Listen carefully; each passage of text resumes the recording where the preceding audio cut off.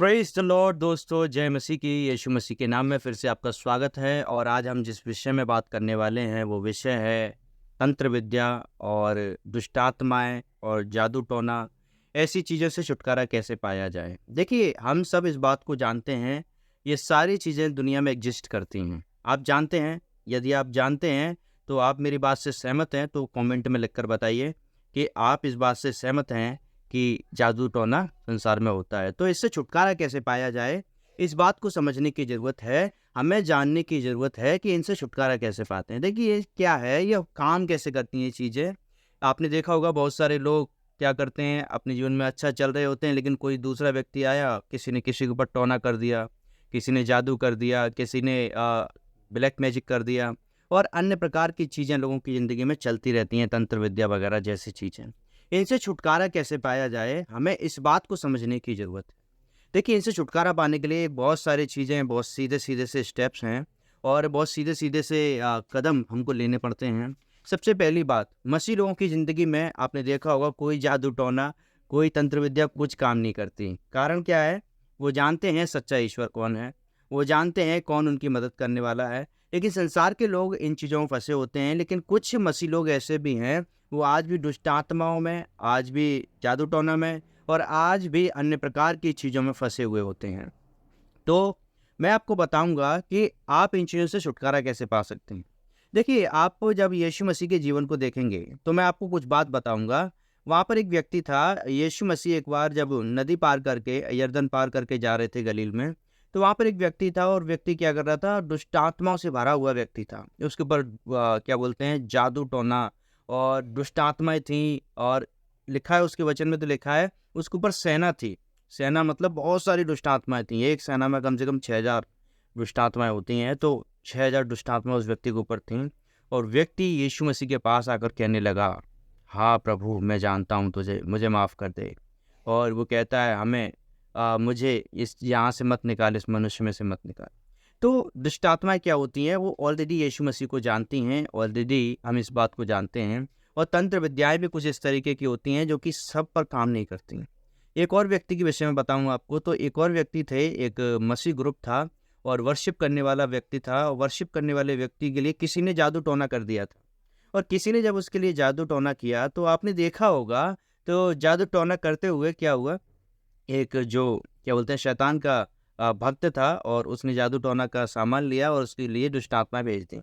और दुष्ट आत्मा जब उसके लिए भेज दी, तो क्या किया उसने, उसने उनके लिए दुष्ट आत्मा भेजी। दुष्ट आत्मा उसको नुकसान पहुंचाना चाहती थी, लेकिन दुष्ट आत्मा जब उनके पास गई, तो उसने क्या देखा, ये व्यक्ति तो आराधना कर रहा है, ये व्यक्ति तो प्रार्थना कर रहा है। और दुष्ट आत्मा उसको छू नहीं सकी, उसके चारों तरफ उसको एक आग जलती हुई दिखाई दी। तो यहाँ पर हम एक बात को समझ सकते हैं, पवित्र आत्मा उनकी रक्षा कर रहा था। तो हम सबको भी ये रक्षा कवच बनाने की ज़रूरत है अपने पास। क्या आपके पास वो रक्षा कवच है जो आपको दुष्ट आत्माओं से, जो आपको शैतान के बंधनों से और परेशानियों से और क्या बोलते हैं, उन प्रकार की भावी कहलाने वाली आत्माओं से, उन प्रकार की दुष्ट आत्माओं से, काला जादू से, तंत्र विद्या से आपको बचा सके। तो इस बात को आपको जानने की ज़रूरत है। देखिए, आज हर इंसान की ज़िंदगी में तंत्र विद्या काम कर रही है, हर इंसान की ज़िंदगी में दुष्ट आत्माएँ काम कर रही हैं। यदि कोई बीमार है, तो आप ये मत समझिए कि वो केवल बीमारी से ही बीमार है। मैं आपको सच बता रहा हूँ, कई बार दुष्ट आत्माएँ बीमारियों के रूप में भी लोगों की ज़िंदगी में आ जाती हैं। कई बार दुष्ट आत्माएँ लोगों की ज़िंदगी में बीमारियों के रूप में भी आ जाती हैं, तो आप इस बात को समझ सकते हैं। तो आप इस बात को समझिए। मान लीजिए किसी व्यक्ति में, आज आप देख रहे हैं इन दिनों में कैंसर से बहुत सारे लोग मर रहे हैं, हार्ट अटैक से बहुत सारे लोग मर रहे हैं। क्या वास्तव में हकीकत में हार्ट अटैक की बीमारी और कैंसर की बीमारी लोगों की ज़िंदगी में इतनी बढ़ गई है क्या एकदम? एकदम तो नहीं बढ़ सकती। एकदम तो ये चीज़ें एकदम हर व्यक्ति पे तो हावी नहीं हो सकती। इंसान के शरीर में भी तो इतनी क्षमता है कि वो अपने आप की रक्षा कर सके। वो भी तो समझदार है। वो सारी चीज़ों की प्रोटेक्शन ले रहा है, सारी चीज़ों से अपना बचाव कर रहा है, सारी चीज़ों से अपने आप को अच्छा रख रहा है। आपने देखा होगा लोग क्या बोलते हैं, मीठा नहीं खाते, तो डायबिटीज़ से बचने के लिए लोग क्या बोलते हैं चिकना नहीं खाते, हार्ट अटैक की बीमारी से बचने के लिए। तो इतना सब कुछ करने के बाद फिर भी लोगों को हार्ट अटैक हो रहा है, हाँ? फिर भी लोगों को कैंसर हो रहा है। क्या साधारण है? नहीं, साधारण नहीं है मेरे भाई, मेरे भाई-बहनों, ये साधारण नहीं है। इसको हमें समझना होगा, ये दुष्ट आत्मा का प्रभाव है। ये आपके खिलाफ खेली हुई चाल है शैतान की। आपको इससे बचना है। आपको इससे बचने के लिए क्या करना होगा, आपको जानना पड़ेगा, क्या आपके घर में कोई दुष्ट आत्मा तो कार्य नहीं कर रही? क्या आपके घर में कोई दुष्ट आत्मा तो कार्य नहीं कर रही, जो आपके परिवार को बीमारियों में ले जा रही हो, आपके परिवार को परेशानियों में डाल रही हो, आपके परिवार को कर्जे में ले जा रही हो? आपको पता है, कर्जे की भी एक दुष्ट आत्मा है। ये ऐसा नहीं है, ये दुष्ट आत्मा किसी भी रूप में काम कर सकती है, साधारण नहीं है। इसको समझने की ज़रूरत है, इसको हम समझ सकते हैं। तो वचन में हम इस बात को पाते हैं, यीशु मसीह एक बार क्या कर रहे थे, जब आप मत्ती रचित सुसमाचार 7 अध्याय, 8 अध्याय और 8 अध्याय में जब पढ़ते हैं, तो 14वें वचन में यीशु मसीह एक बार क्या गए, पतरस के घर गए और पतरस की सास के ऊपर उन्होंने हाथ रखा और उसका बुखार उतर गया। तो यीशु मसीह को सबसे पहले वो चाहिए कि आप उसे अपनी ज़िंदगी में बुलावा दें। देखिए, पतरस ने क्या किया, अपनी सास के घर में उसको बुलाया, है कि नहीं? बुलाया तभी तो यीशु मसीह गए, और जब गए तो क्या हुआ, वहाँ पर उन्होंने देखा और कि उसको बुखार है, और जैसे ही बुखार से ठीक हुई तो वहाँ पर और भी बहुत सारे लोग आगे जब वचन में पढ़ेंगे 15 वचन में, उसका हाथ छुआ, उसका बुखार उतर गया। आगे लिखा है, तब संध्या हुई तो बहुत सारे लोग उसके पास आए बीमारियों को लेकर, और दुष्ट आत्माएं थी उनमें, और लिखा है आगे कि उनमें से क्या हुआ, उन बीमारों को उसने छुआ और चंगाई दी। दुष्ट आत्माएं भी तो थी, दुष्ट आत्माओं से तो बीमार हो रहे थे लोग। आज संसार में हम देख रहे हैं बहुत सारे लोग बीमारियों से और दुष्ट आत्माओं से ज़्यादा बीमार हो गए हैं। बीमारियां कहाँ से आ रही हैं? दुष्ट आत्माएं उनकी ज़िंदगी में बीमारियों को लेकर आ रही हैं और लोग बीमार होते जा रहे हैं। हमें इस बात को गहराई से समझने की ज़रूरत है मेरे भाइयों, मेरी बहनों, हमें जानने की ज़रूरत है। ये साधारण नहीं है। आपके घर में यदि समस्याएं चल रही हैं तो हो सकता है कोई दुष्ट आत्मा आपके घर में कार्य कर रही हो। समझिए, अनुभव करके देखिए, इस बात को समझने की कोशिश करना, और यदि ऐसा है तो आपको अब जांचने की ज़रूरत है, आपके घर को आपको कैसे बचा सकते हैं। अब आपको इस बात को जांचने की ज़रूरत है, और जब तक आप इस बात को जांचेंगे नहीं, आप अपने घर में बदलाव नहीं लेकर आ सकते। अब आपको करना क्या होगा, जब आप इस बातों को समझ जाएंगे कि आपके घर में दुष्ट आत्मा कार्य कर रही है या कौन आपके घर में कार्य कर रहा है, तब आप जांच कर, परख कर, तब आप समझ पाएंगे और आप उन चीज़ों से बाहर आने के लिए तैयार हो जाएंगे। अब आपको सॉल्यूशन मिल गया, अब आपको समस्या मिल गई। समस्या क्या है? अब आपको पता चल गया कोई बीमारी किसी दुष्ट आत्मा के द्वारा आपके घर में आई है, और अब आपको उससे बचना है, तो आपको एक व्यक्ति चाहिए जो आपको निकाल सके, और वहाँ पर आपको यीशु मसीह को अपनी ज़िंदगी में जगह देनी होगी, अपने घर बुलाना होगा। जैसे पतरस ने अपनी सास के घर में यीशु मसीह को बुलाया, और वहाँ पर और भी लोग जो थे उन्होंने भी चंगाई पाई। समझ रहे हैं आप मेरी बात?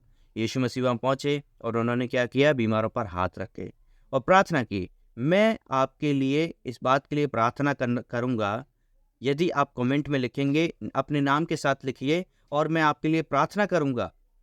सच बता रहा हूँ, परमेश्वर आपके घर से उन बीमारियों को निकाले, आपके परिवार से उन चीज़ों को निकाले। यदि कोई भी समस्या आप में से किसी को है, या आपके परिवार में है, आपके भाई में, आपके रिश्तेदारों में, आपके किसी भी परिवार के सदस्य में, आपके परिवार में, या आपको लगता है ऐसा कुछ है, कमेंट में लिखकर भेज दीजिएगा। मैं आपके लिए व्यक्तिगत प्रार्थना करूँगा और परमेश्वर आपके लिए मार्ग खोलेगा।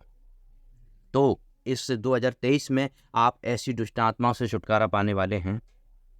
इस महीने आप ऐसी दुष्ट आत्माओं से छुटकारा पाने वाले हैं जो आपके घर में कर्जा लेकर आती है, बीमारी लेकर आती है।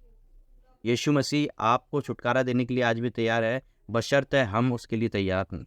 यीशु मसीह से प्रार्थना करना है, और प्रार्थना करके यीशु मसीह के सामने अपने आप को लेकर आइए, घुटनों को सामने उसको सौंपिए। मैं सच बता रहा हूँ, कुछ दिन के अंदर आपके परिवार में बदलाव आने शुरू हो जाएंगे। देखिए, यीशु मसीह जब जहाँ पर जाता है, वहाँ पर हमें उसके कवच को, उसकी सहायता को मांगने की ज़रूरत है। आपको पता है यीशु मसीह के लोग किस चीज़ों से घिरे रहते हैं? यीशु मसीह ने बोला, मैं जाता हूँ तुम्हारे लिए स्वर्ग में जगह तैयार करने, और उसके बाद जब हम 16 अध्याय में आते हैं यूहन्ना में, वहाँ यीशु ने बोला, मैं जाता हूँ तुम्हारे लिए पवित्र आत्मा को भेज दूंगा। मतलब अब पवित्र आत्मा हमारी रक्षा कर रहा है उन सारी दुष्ट आत्माओं से, उन सारी शैतान की चालों से, जो आपके और मेरे या किसी के विरोध में भी कार्य करती हैं, यदि आप एक प्रभु के भक्त हैं तो। और वो सबके लिए है, ऐसी बात नहीं है। यीशु मसीह सबको बचाना चाहता है, एक को नहीं। यीशु मसीह सबको बचाने के लिए आया, सबको संभालने के लिए आया, सबके जीवन में आशीष देने के लिए आया। और जब आया है तो उसकी बात को सुनना और समझना बेहद ज़रूरी है। तो आप इस बात को समझिए, परमेश्वर आपकी ज़िंदगी में कार्य करना चाहता है। परमेश्वर आपकी ज़िंदगी में बदलाव लेकर आना चाहता है, लेकिन आपको करना क्या होगा? आपको इस बात को सोचना होगा कि जाँचना भी होगा आपके घर में चल क्या रहा है। यदि आपके घर में समस्याएँ हैं, बीमारियाँ हैं, दुष्ट आत्माएँ हैं, तो क्या करना है? इस वीडियो को फॉलो करिए और इस वीडियो को लाइक करके किसी ऐसे व्यक्ति को भेज दीजिए जिसके घर में समस्याएँ हैं, और सबको भेजिए जिससे उनके जीवन में समस्याएँ दूर हो सकें। और हम आपके लिए प्रार्थना करेंगे इस वीडियो के माध्यम से। आप जुड़े रहिए चैनल के साथ, सब्सक्राइब कर लीजिए और इसी प्रकार से आगे बढ़ते रहिए। मैं आपको एक और बात बताता हूँ, यीशु मसीह का खून जो उसने आपके लिए क्रूस पर बहाया, उसके द्वारा आपकी ज़िंदगी में कोई दुष्ट आत्मा, कोई पाप, कोई बीमारी, कोई रोग आपको छू नहीं सकता है। बस उस पर विश्वास करना है और हम सब आपके लिए प्रार्थना करेंगे, और आप खुद भी अपने लिए प्रार्थना कर सकते हैं। यदि आप जिस दिन आप खुद प्रार्थना करना सीख जाएंगे, आपको फिर कोई छू ही नहीं सकता। फिर चाहे कोई काला जादू करे, फिर चाहे कोई तंत्र करे, चाहे कोई विद्या करे, चाहे कोई म्यूजिशियन हो, चाहे कुछ भी हो, कुछ भी आपके विरोध में कार्य नहीं कर सकता। इसलिए क्या करना है? तैयार रहना, अपने आप को खुदावंद के हाथ में सौंप कर अपने आप खुद प्रार्थना करना है चीज़ों के लिए। तो क्या करिए? सौंप दीजिए खुदा के हाथों में। परमेश्वर में इसी प्रकार से बढ़ते रहिए। मैं आपके लिए प्रार्थना करते रहूँगा। अपना नाम कमेंट में पेस्ट करिए और अपने नाम के साथ अपनी समस्या लिख दीजिए, और हम अब सब आपके लिए प्रार्थना करते रहेंगे। प्रभु यीशु आपको बहुत आशीष दे। जय मसीह की।